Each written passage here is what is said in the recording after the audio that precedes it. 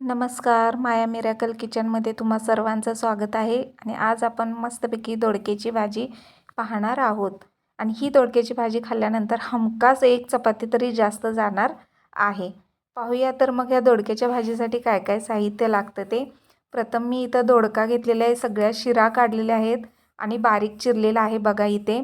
आणि मिक्सरचं भांडं घेतलेलं आहे, त्याच्यामध्ये मिरची, लसूण, कोथिंबीर आणि जिरं याची मी पेस्ट करून घेतलेली आहे. आणि गॅसवरतीच कढई चढवली आणि कढईमध्ये तेल घातलेलं आहे बघा. गॅस मंदच ठेवायचा आहे. तेल आपलं कडलेलं आहे, त्याच्यामध्ये मोहरी घालून घ्यायची आहे आणि मोहरी पूर्ण तडतडली पाहिजे तेलामध्ये. त्यानंतर आपली जी मिरचीची पेस्ट आहे ती घालायची आहे आणि भाजायची आहे. चांगली तेलामध्ये परतवून घ्यायची बघा. छान अशी मिरची आपली परतवून झालेली आहे. त्याच्यामध्ये हळद घालायची आहे, हळद ही मिक्स करायची आहे. त्याचबरोबर हिंग घालायचं आहे बघा आणि ते मिक्स करायचं आहे चटणीमध्ये. त्याचनंतर लाल तिखटही आपल्याला घालायचं आहे. तुमच्या आवडीनुसार तुम्ही लाल तिखट घालू शकता, जास्त हवं असेल तर जास्त घालू शकता.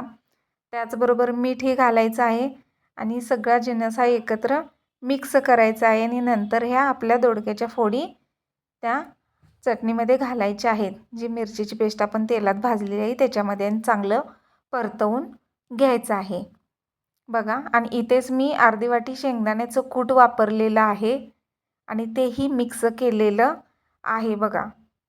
चांगलं मिक्स करून घ्यायचं आहे दोडक्याच्या भाजीमध्ये. आणि थोडंसं पाणी शिंपडून आपल्याला काय करायचं, अर्धी वाटी पाणी घालायचं आहे. कोवळाच आहे दोडका, अर्धी वाटी पाणी घालायचं आहे आणि झाकण घालून चांगली एक 10 मिनटं ही भाजी शिजवून घ्यायची आहे. आणि इथेच आपली भाजी बघा, त्याच्यावर झाकण घातलेलं, इथंच आपली भाजी काय झालेली आहे, शिजलेली आहे बघा. छान अशी भाजीचा रंग पण आलेला आहे आणि भाजी तयार झालेली आहे. माझा व्हिडिओ आवडला असेल तर लाईक, शेअर, सबस्क्राईब करा. धन्यवाद.